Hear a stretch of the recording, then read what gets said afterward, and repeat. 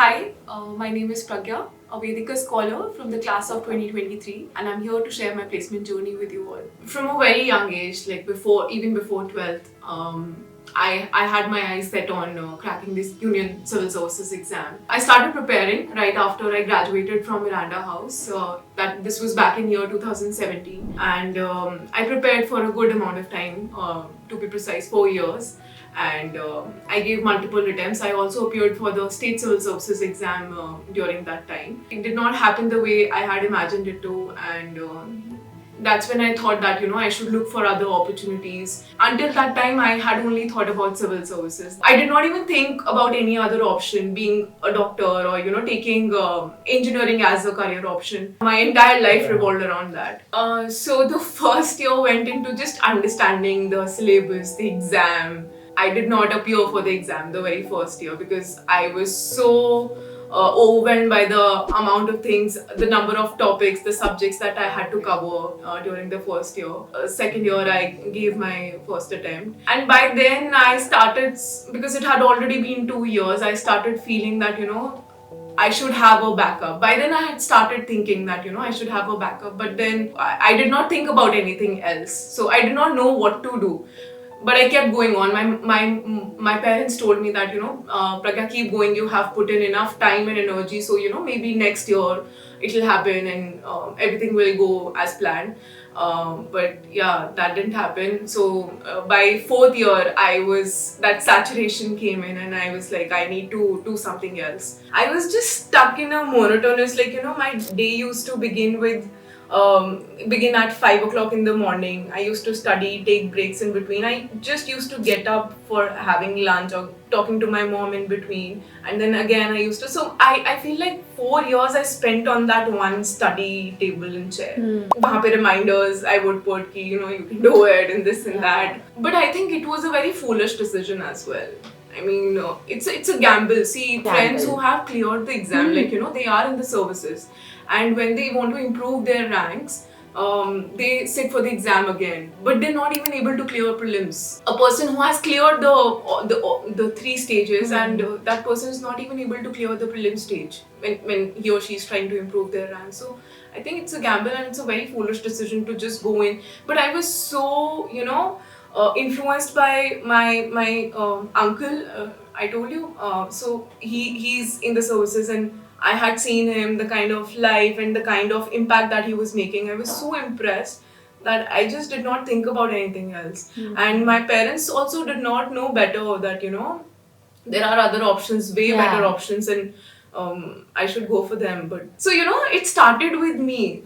Everybody in my family is in the government sector. I'm the first MBA graduate in my entire family, like my father's side, my mother's side. My brother, he's following my footsteps. Another cousin of mine now, he is also following my footsteps. That okay, this is a good option. You can do this as well. We've just been trying to enter the government sector somehow, like giving various exams, and I've seen my cousins spending like years, like me. I don't think that's a smart way to go about it. I thought HR is I'm a better fit for the HR domain, considering my strengths. I think they align a lot better with HR. Right after I came back from my shadow, it was in Bangalore. So I was clear that I wanted to do HR by then, and I had also worked on the two projects, and that was like a very interesting experience. And I thought that HR it is. I'm going to do HR only. So as soon as I came back from Bangalore in the month of July. August onwards, I started preparing. I started reaching out to my friends for various sources, books, teachers here at Vedika. If they have some suggestion, what should I read? And I started making my own notes. So August, September, October, I prepared thoroughly for interviews. So I reached out to Lenovo right after my shadow came to an end. I reached out to them, and I told them that I would be really interested to work here. So August, I sent this message. November, somebody from the Lenovo talent acquisition team, they reached out to me that there's an opening that has come up. Would you be interested? This was my dream organization because I do don't have much of an exposure. I was only preparing for the exam and I had come to Vedika. I did not have much exposure to the corporate world. The kind of work culture that I saw there, I was like, I told my mother as well that, I would be so fortunate if I get to work in this company. And I was really excited. So they scheduled 3 rounds of interviews for me, and I appeared for the interviews. And I still remember my first day in office, and I was just feeling so overwhelmed. The kind of journey that I had been through,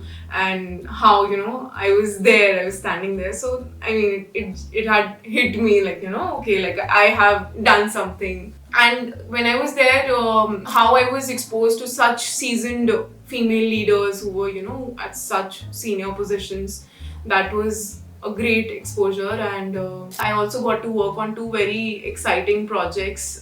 My first time working, like having some responsibility and giving results. So yeah, that was very, very exciting. This news, this came in after a long wait.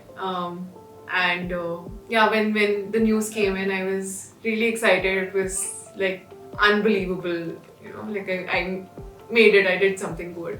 And when I broke the news to my parents, they were over the moon. Finally, something good has happened after such a long wait. And plus, bagging this role of a brand consultant was just like a cherry on the cake. So, I mean, picture this: you being you, no judgments, no scripts, no limitations. You can just be yourself. You have your tribe to cheer for you when you're trying to do something. They're always there. So I think for me, Vedika's journey was a personal evolution journey. From my own experience, it's safe to say that the kind of individual attention that you'll get here at Vedika is unparalleled, because shadow module and then having a program mentor, not just for the duration of the course, but even after that, is something that you'll not find anywhere else. Number 1 is, of course, the shadow module. It was a game changer for me. You get exposure to such senior leaders at the beginning of your career, and I think that's something that you'll not get anywhere else. Second is you get mapped to a program mentor here at Vedika. The way he has mentored me at every step, for the slightest of doubts that I had, I contacted him, and he very kindly answered all my questions. The single most important takeaway from my Vedika journey has to be to start somewhere. Someone once shared with me that only when you get out of your comfort zone, your journey is going to begin. If you'll never begin, you'll not see what life has in store for you. So it has to be to start somewhere.